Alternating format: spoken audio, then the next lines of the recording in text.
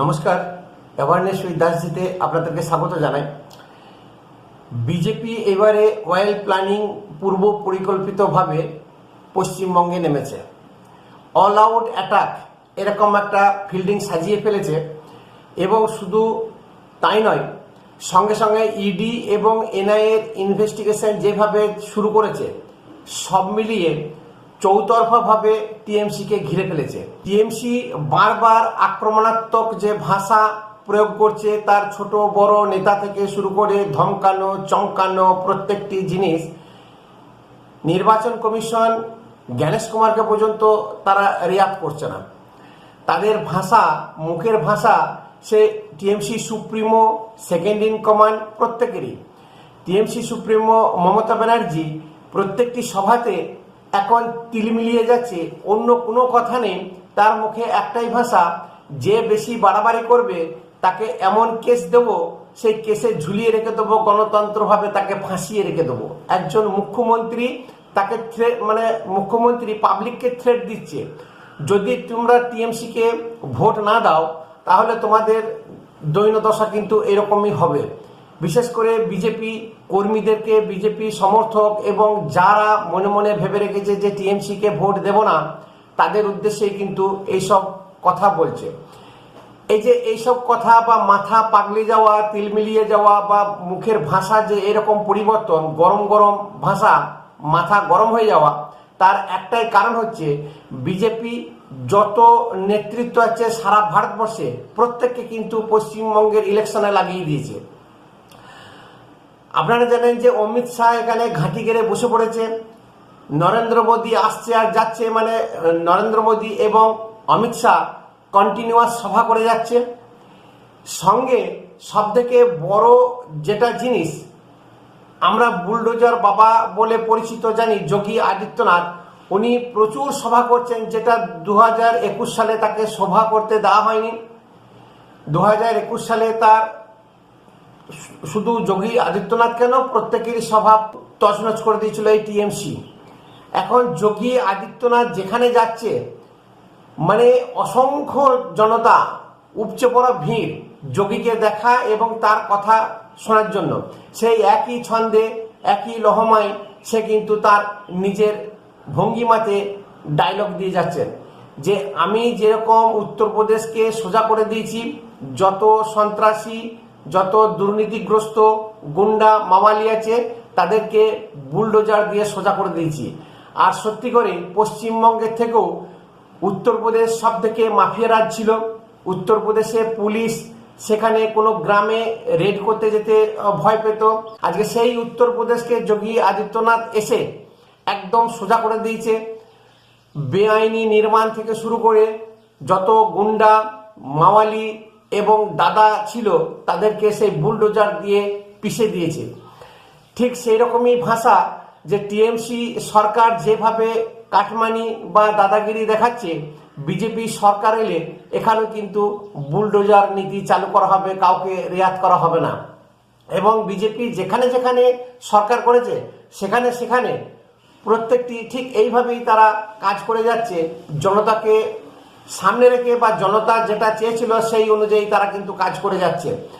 আসামে যে হেমন্ত বিশ্ব শর্মা কংগ্রেস থেকে বিজেপিতে চলে এসেছে এবং মুখ্যমন্ত্রী আবার দ্বিতীয়বারের জন্য মুখ্যমন্ত্রী হবে, টানা 15 বছর বিজেপি সেখানে শাসন করবে এবং সেই আসাম যে কিভাবে টাইট করে রেখেছে সেটা আমরা কিন্তু দেখতে পাই।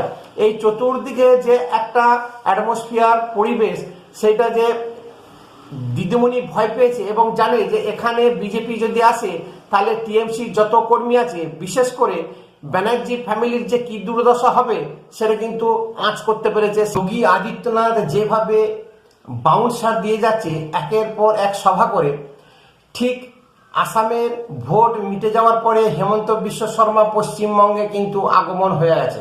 পশ্চিমবঙ্গে উত্তরবঙ্গ থেকে শুরু করেছে এবং বিভিন্ন জায়গায় যে সভা করে যাচ্ছে এবং মার কাট যে ভাষণ, পরিষ্কার একটাই উত্তর যে আসামে যেভাবে অনুপ্রবেশকারীদেরকে খেদানো হয়েছে, মুসলমানদেরকে যেভাবে খেদানো হচ্ছে, ওখানে যেমন যা পরিস্থিতি হিন্দুদের, ঠিক সেম পরিস্থিতি কিন্তু পশ্চিমবঙ্গে। এখন মরার আগে বেঁচে যান বা মরার আগে শেষ যুদ্ধ একটা করে যান, এইভাবে কিন্তু সে বক্তৃতা রাখছে এবং হুমায়ুনকে থ্রেট দিচ্ছে যে তোমারা বাপ কা জায়গা হ্যায় কা কে তুম বাবরি মসজিদ ইহা বানাওগে, কৃষ্ণ মন্দির হবে, রাম মন্দির হবে, এটা তোমাদের জায়গা নয়। ভারত হচ্ছে সনাতন ভূমি, হিন্দু এবং সনাতন ধর্মীদের জায়গা। এখানে তুমি বাবর বিদেশি একটা আক্রমণকারী, তার মন্দির তুমি মসজিদ তুমি বানাতে পারো না। আবার এটাও বলেছে যে মমতা ব্যানার্জি মাছ মাংস খেতে দেবে না বিজেপি এলে। আমার আসাম রাজ্যে 10 বছর হয়ে গেল, 15 বছর হতে চলল বিজেপি সেখানে শাসন করছে। আমার ওখানে মাংস খাওয়া হয়, পাঠা বলি হয়, মাছ খাওয়া হয়, যে সমস্ত খাবার বাঙালিরা খায় ঠিক একই খাবার আমরা অসমিয়ারা খাই। আমি আহ্বান করছি, নেমন্ত্রণ করছি যে আসামে আসুন, কামাখ্যা মন্দিরে পাঠা বলি দেব এবং দুজনা বসে মাংস খাবো, মাংস ভাত খাবো এবং মমতা ব্যানার্জি থেকে আমি 2 পিস আরো বেশি করে খাবো।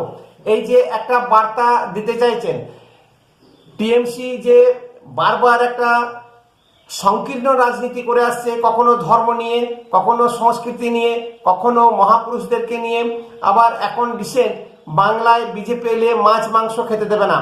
সেই একই কথা, একই প্রত্যেকটি সাংবাদিক কিন্তু সেই রকমই একটা বাচ্চাদের মতন কোশ্চেন যে বিজেপি এলে এখানে কি মাছ খাওয়া যাবে না বা নিষিদ্ধ করবে।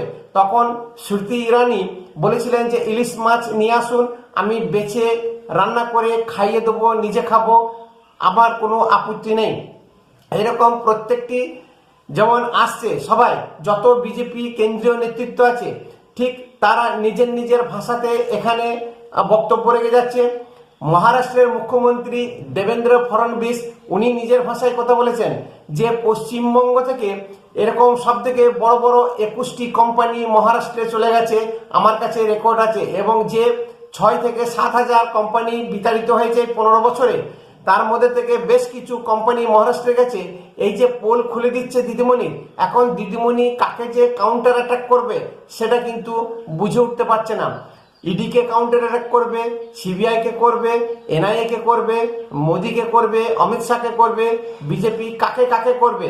কারণ বিজেপি একটা সেই ক্লাস্টার অ্যাটাক বম্বিং যাকে বলে, ঠিক সেইভাবে নেতা নেত্রীদেরকে সাজিয়ে কিন্তু সভা করে যাচ্ছে এবং প্রত্যেকেই কিন্তু এমনভাবে উত্তর দিচ্ছে, এমনভাবে প্রশ্ন ছুড়ছে, সে কার প্রশ্নের উত্তর দেবে সেই নিয়ে দিদিমণির এখন পাগলামি শুরু হয়ে গেছে। তাই শেষ মুহূর্তে যে কামড়, সেই কামড়টা দিয়ে যাচ্ছে যে ওর একটাই অস্ত্র ভয় দেখানো, একটাই অস্ত্র থ্রেট দেওয়া, যেটা পিসি ভাইপো দুজন মিলে করে যাচ্ছে।